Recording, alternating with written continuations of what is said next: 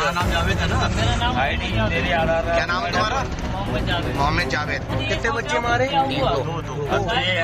Cocaine MD snake bite LHP, cocaine MD snake bite LHP. अगर गलत होगा एल्विश तो मैं बोलता हूँ हैंगर 10 साल की 20 साल की जेल कर दो। वेलकम दोस्तों, इस वीडियो में बात करेंगे कि इस वक्त सोशल मीडिया पर क्या वायरल चल रहा है। बेंगलुरु वाले मामले पर नए दावे किए जा रहे हैं। मैं शेयर करूंगा कि आपके साथ जो रिपोर्ट पेश करी थी 2 दिन पहले, जहां बताया था कि किस तरीके से लाउडस्पीकर को लेकर के बवाल हुआ था कि भाई अजान के वक्त में हनुमान चालीसा बजाया जा रहा था, जिसको लेकर के विवाद था।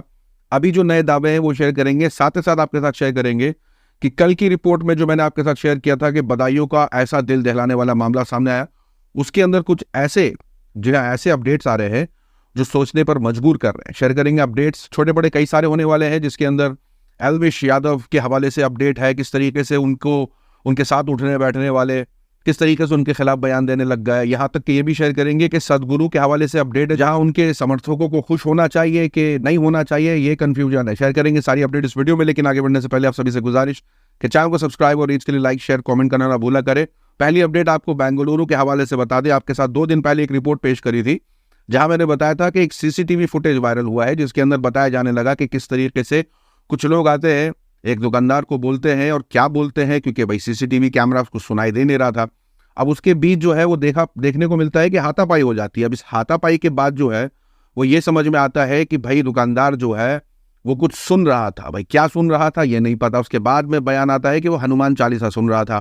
कुछ लोग उसको मारने पीटने लग जाते हैं। ये बताया जाता है कि भाई अजान का वक्त था, इस वजह से उसे मारा पीटा गया है। ये सारी बातें चल रही थी। अब जब पुलिस कार्रवाई करती है तो पता चलता है कि उसके अंदर रोहित और तरुण नाम का शख्स भी होता है। अगले दिन बवाल हो जाता है। बीजेपी के कई सारे कार्यकर्ता समर्थक जो है वो रास्तों पर रैली निकालते हैं। तेजस्वी सूर्या भी आ जाते हैं। ये सारी चीजें चलने लग जाती हैं। अभी कुछ ऐसे दावे किए जा रहे हैं जहां बताया जा रहा है कि अगर आप गौर से देखेंगे सीसीटीवी फुटेज को तो आपको नजर में आएगा कि जो बहस की वजह बनी है, यानी ऐसा क्लेम किया जा रहा है, पुलिस की इन्वेस्टिगेशन में बाकी है खुला सारा कि भाई क्या हुआ नहीं हुआ, लेकिन ये जो आपकी स्क्रीन पर से सीसीटीवी फुटेज है, इसमें साफ समझ में आ रहा है कि किस तरीके से ये लोग खड़े हैं और इनके हाथ में कुछ सामान है और इस सामान को लेकर के ये बहस कर रहे हैं, ऐसा दावा किया जा रहा है। अब इस चीज को लेकर के जांच का विषय है, देखने वाली बात होगी कि क्या सच है नहीं है, लेकिन एक यूजर का इस पर रिएक्शन है कि ना ही अजान का मुद्दा था, ना ही हनुमान चालीसा का मुद्दा था।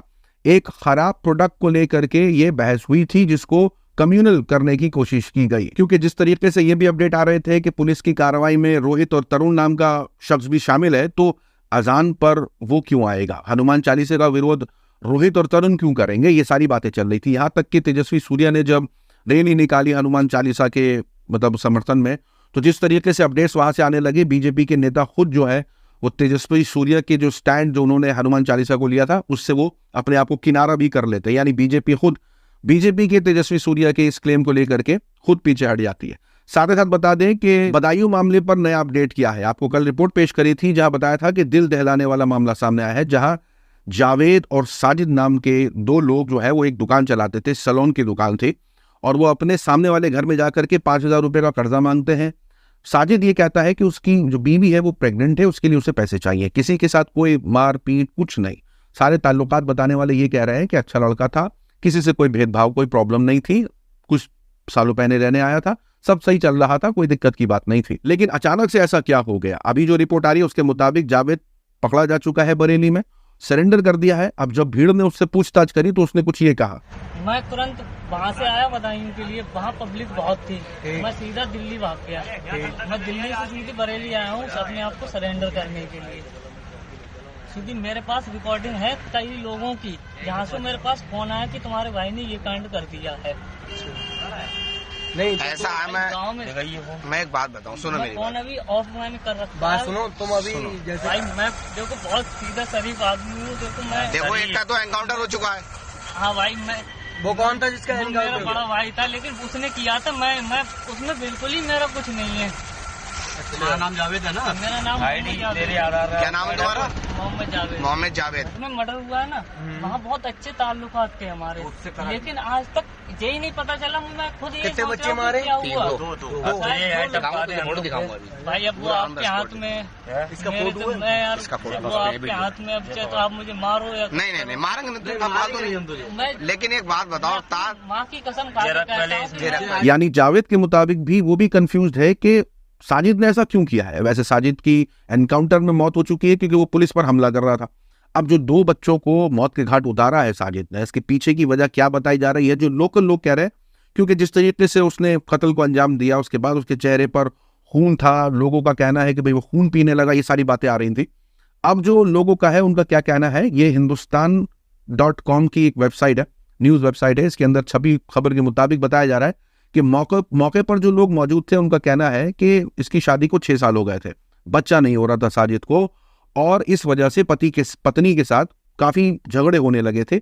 पत्नी अपने मायके में जाके रहने लगी थी और इसी बीच बच्चा ना होने की वजह से ऐसा दावा किया जा रहा है कि वो तांत्रिकों के चक्कर में पड़ गया था। अब जो ये लोग जो मौके पर मौजूद थे उनका जब ये कहना है, क्योंकि एक तरफ ये भी कहना है कि किसी के साथ कोई प्रॉब्लम नहीं थी, दूसरी तरफ उसने क्यों करा, भाई पैसे भी मिल गए उसको 5,000 रुपए, उसको चाय पिलाने के लिए भाभी भी किचन में चली गई, ऊपर ब्यूटी पार्लर बताया जा रहा था, वो देखने भी चला गया, बच्चे खेल रहे थे, ये सारी चीजें निकल के आ रही हैं। और उसी के साथ साथ ये भी कि उसने 2 बच्चों को कत्ल कर दिया, तीसरे बच्चे के पीछे भी जा रहा था, लेकिन वो जैसे तैसे अपने आप को बचा करके भाग जाता है। और फिर मुद्दा ये आता है कि वैसे तो सारी चीजें पुलिस की निगरानी में है, पुलिस इन्वेस्टिगेशन कर रही है, लेकिन जो दावा किया जा रहा है वो ये निकल के आया है। और यहाँ तक कि जब जावेद को पकड़ा लोगों ने बरेली में, उसने भी कुछ ऐसा नहीं बताया जिससे ये साबित हो कि उसके पीछे क्या मकसद है। वो खुद कंफ्यूज है कि ऐसा क्यों किया। अब जब पुलिस डंडे लगाएगी तो पता चलेगा पूरा मामला क्या है। अब बात करते हैं आपके साथ कुछ ऐसी रिपोर्टों के बारे में जो कि काफी चर्चे में है। पहली रिपोर्ट बता दे, जहां बताया जा रहा है कि एक फूड डिलीवरी लड़का नाम आकाश, वो एक टेकी के घर में खाना डिलीवर करने जाता है। टेकी डोसा ऑर्डर करती है। अब वहां पहुंचता है खाना डिलीवर करने के लिए, और वहां जो है वो अर्जेंटली बोलता है कि मुझे वॉशरूम जाने दीजिए। वॉशरूम जाने के बहाने वो चला तो जाता है, लेकिन बाद में ये निकल के आती है, लड़की आरोप लगाती है कि इसने मेरे साथ सेक्सुअली हैरास करने की कोशिश करी है, बदतमीजी करने की कोशिश करी है। तो ये रिपोर्ट निकल के आ रही है, और इसलिए मैंने आपके साथ ये साझा किया है क्योंकि अभी बहुत सतर्क रहने की जरूरत है। और ख्याल रखें कि भाई किसी को भी अंदर आने से पहले जो है 2 बार जांचे, सच में जरूरतमंद है नहीं है। और वैसे तो पब्लिक टॉयलेट्स अवेलेबल होते हैं, लेकिन देख रेख करके करें, कोई भी फैसला करें। साथ ही साथ आपको बता दें कि सरकार को बड़ा झटका लगा है। जी हाँ, इंडियन गवर्नमेंट को इलेक्शन कमीशन ने अपने ये मैसेजेस भेजने को बंद करने को कहा है। ये देखिए, व्हाट्सएप में आ रहे थे, मेरे भी आए, कई लोगों के आ रहे थे व्हाट्सएप में, यानी ट्विटर पर कई लोग ये कह रहे थे कि व्हाट्सएप में ऐसे मैसेजेस आ रहे हैं। विकसित भारत संपर्क, इस तरीके के मैसेज आ रहे थे जहां पूछा जा रहा था आपको काम कैसा लगा, इस तरीके के सवाल पूछे जा रहे थे। इसको लेकर के कंप्लेंट फाइल करी गई, और अब इलेक्शन कमीशन ने मांग करी है भारत सरकार से कि वो ऐसे मैसेजेस भेजना बंद कर दे, क्योंकि ये मॉरल कोड ऑफ कंडक्ट, क्योंकि इलेक्शन करीब है और इस तरीके के मैसेजेस जो हैं वो सही नहीं होते। साथ ही साथ शेयर कर दे कि स्पिरिचुअल गुरु, सदगुरु के हवाले से अपडेट आ रही है, जहां उनके समर्थकों को खुश होना चाहिए, गुस्सा होना चाहिए, मुझे तो नहीं पता। अपडेट ये निकल के आ रही है कि दिल्ली के अपोलो हॉस्पिटल में सदगुरु की सर्जरी हुई है, सक्सेसफुल सर्जरी है, बहुत जल्दी रिकवर भी कर रहे हैं। ये अच्छी खबर है कि भाई सर्जरी हुई, रिकवर कर रहे हैं। लेकिन सोशल मीडिया पर हुआ ये कि लोग सदगुरु के पुराने ट्वीट्स निकालने लग जाते हैं। सदगुरु ने जहां पर केमिकल बताया था, यानी केमिकल है प्योर एलोपैथी, और आयुर्वेदा को हर्बल बताया था, और खुद किस तरीके से हॉस्पिटल में जाकर के अभी कौन सी दवाई खा रहे होंगे, सभी जानते हैं भाई अपोलो हॉस्पिटल में कौन सी दवाई मिलती होगी। अब यहाँ पर लोग ट्रोल कर रहे हैं, जहां जिसको प्योर केमिकल बता रहे थे आज उसका इस्तेमाल कर रहे हैं, आयुर्वेदा को हर्बल बता रहे थे, और आयुर्वेदा को जो हर्बल बताते हैं उनके ऊपर भी किस तरीके से सुप्रीम कोर्ट की तरफ से जो है वो बिजली गिरी है। यहाँ बताया जा रहा है कि पतंजलि आयुर्वेदा और उनके MD आचार्य बालकृष्ण ने माफी मांगी है सुप्रीम कोर्ट से, क्योंकि वो जिस तरीके से मिसलीडिंग एडवर्टाइजिंग कर रहे थे अपने आयुर्वेदा के मेडिकल क्लेम को लेकर के, उसको लेकर के उन्होंने माफी मांगी है। सोशल मीडिया पर कहा जा रहा है कि जो लोग सवाल उठा रहे थे आज हॉस्पिटल जाके इलाज करा रहे हैं, जो उसका फायदा बता रहे थे सुप्रीम कोर्ट में माफी मांग रहे हैं। साथ ही साथ बता दें कि एक अच्छी खबर भी है, बुरी भी है। अच्छी ये है कि एल्वेश यादव के ऊपर से जो एक्ट लगाया गया था NDPS का, वो पुलिस ने हटा दिया है मिस्टेक बताते हुए। अब इस रिपोर्ट के आने के बाद जो है वो बड़ी खलबली मची हुई है, काफी लोग खुश हैं जम करके। लेकिन उसी के साथ साथ एल्वेश यादव की कुछ पुरानी वीडियोस भी वायरल हुए, जिसके अंदर वो न जाने किन किन ड्रग्स का नाम लेते हैं और पूछते हैं कि क्या चाहिए बताओ। Cocaine, MD, snake bite, LSD, ganja, hash, cream का सेवन। अभी इस दौरान ये खबर निकल के आती है कि पुलिस ने वो एक्ट हटा दिया है जिससे 10-20 साल की जेल हो सकती थी। अब इस रिपोर्ट के आने के बाद कई लोग एक तरफ तो खुश हैं, लेकिन दूसरी तरफ कुछ लोग उनके करीबी से नाराज हैं, क्योंकि उनके करीबी का ये कहना था कि अगर मुजरिम पाया जाए एल्विश यादव तो भले से 10-20 साल के लिए जेल में डाल दो। एक पॉइंट के लिए मान भी लो कि एल्विश ने गलती कर दी, बट अभी जजमेंट आनी बची। अगर गलत होगा एल्विश तो मैं बोलता हूँ हैंकर 10 साल की 20 साल की जेल कर दो, कोई दिक्कत नहीं। जी हाँ, मतलब ये कोई दूसरे या उनके ऑपोजिशन में या उनके खिलाफ या उनके आलोचक नहीं है, ये साहब उनके करीबी हैं, साथ उठना बैठना, खाना पीना, घूमना फिरना, और इस तरीके का बयान दे रहे हैं एल्विश यादव को लेकर के, जिसको लेकर के सोशल मीडिया पर लोग इनको जबरदस्त ट्रोल कर रहे हैं। सोशल मीडिया की वायरल खबरों में आज के लिए इतना ही। अपनी राय सुझाव कमेंट में जरूर बताएं। मिलूंगा आप सभी से अगले वीडियो में, तब तक के लिए अपना ख्याल रखें।